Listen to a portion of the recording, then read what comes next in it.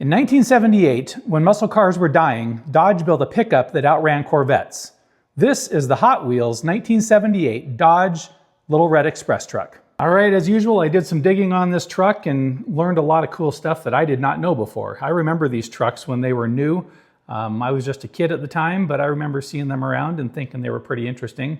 But I had no clue that they actually had extra power and all that. I thought they were just kind of decorations and appearance package stuff. So anyway, here's the story of the truck. The Dodge Little Red Express truck was built only for 2 years, 1978 and 1979. But in that short time, it completely rewrote what people thought a pickup truck could be. To understand why this truck mattered, you had to understand the late 1970s.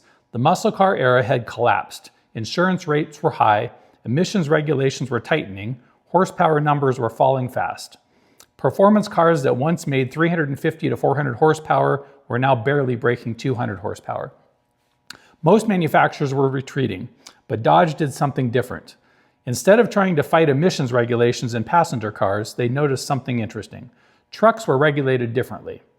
At the time, trucks were not required to use catalytic converters in the same way passenger cars were.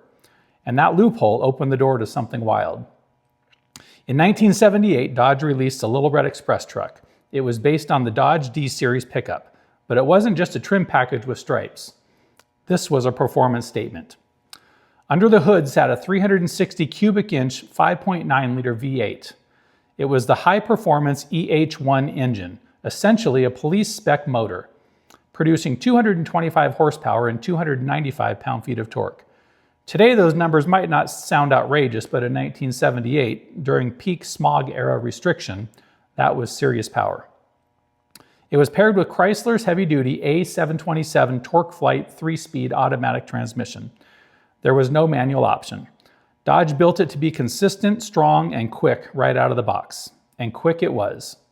The Little Red Express truck could run from 0 to 60 miles per hour in about 7.5 seconds. Even more shocking, it was quicker from 0 to 100 miles per hour than a 1978 Corvette. Its top speed was around 118 miles per hour, making it one of the fastest American production vehicles available at the time. In fact, Car and Driver magazine tested the Little Red Express in 1978 and declared it the quickest American production vehicle from 0 to 100 miles per hour that year. Think about that. During the height of the smog era, when performance was supposed to be dead, a pickup truck earned that title. That's pretty amazing right there. But performance wasn't the only thing that made this truck unforgettable. Visually, it was impossible to ignore. It came only in bright canyon red with bold gold striping. The doors proudly displayed Little Red Express truck decals. It rode on chrome wheels. It had a traditional step-side bed. Dodge called it the Utiline bed, complete with real oak wood bed strips. That right there is pretty interesting. I don't remember when that's ever happened, except for maybe back in the 30s and 40s or something. And then there were the exhaust stacks. Tall, functional, chrome vertical stacks mounted directly behind the cab. These weren't decorative, they were real working exhaust pipes. And because of the emissions classification loophole in 1978, they didn't require catalytic converters. The result was a loud, aggressive sound that matched the truck's attitude. In 1978, Dodge built 2,188 of them. And in 1979, demand increased and they produced 5,118. That brings total production to 7,306 trucks over its entire 2-year run. The original MSRP in 1978 was around $7,400. Expensive for a pickup at the time. But buyers weren't just buying a truck, they were buying the quickest American production vehicle of the year. Today, these trucks have become highly collectible, and we're going to take a look right now and see what some of the recent sales have been on Bring a Trailer. Now here's the most recent sale that I was able to find on Bring a Trailer. This is the 1979 model, sold for $21,360 just back in November. One thing that's interesting about this one, it's got the 2 headlights. I did notice that the other ones that were 1979 seemed to have 4 headlights, so I'm not sure when they made that switch. There's the back with all that wood on the bed, and then it's got the wood inside the bed too.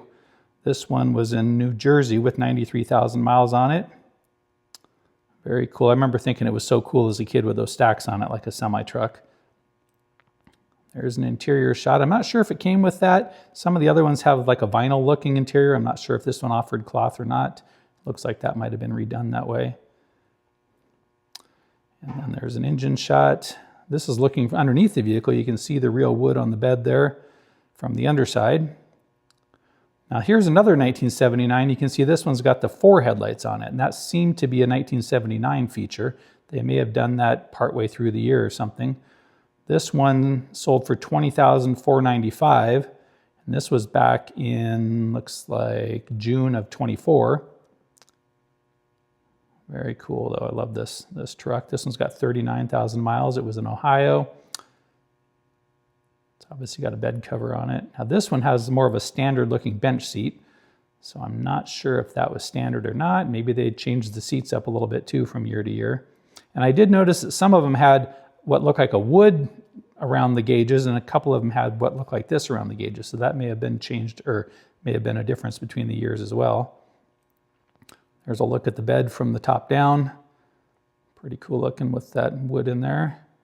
Now here's a 1979, once again the 4 headlights. This one did not sell, but it was bid up to $24,300 back in June of 23. And this one has 76,000 miles in New York. Here's another one. This was back in, or no, that's the same one, never mind. There's the interior shot of the seats. I think that might have been the stock seats there. And there we have it.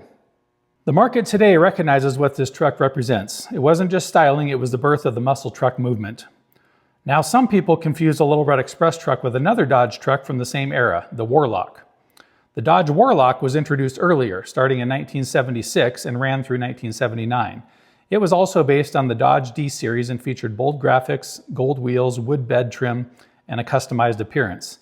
Dodge built roughly 10,000 Warlocks across its production run. But the Warlock was primarily an appearance package. While it could be ordered with V8 engines, it did not receive the specific high-performance police spec 360 engine that the Little Red Express did. The Warlock was stylish, the Little Red Express was fast. The Little Red Express was Dodge proving something. It proved that performance wasn't dead. It proved that creativity could overcome regulation. And it quietly laid the groundwork for the modern performance truck, from the SRT-10 to today's supercharged monsters. When you look at this Hot Wheels version, you're not just looking at a die-cast truck, you're looking at one of the most rebellious factory vehicles of the 1970s. And just like the real truck, it deserves to be displayed. Because trucks like this Dodge Little Red Express truck were never meant to be hidden. Trucks like this were meant to be seen.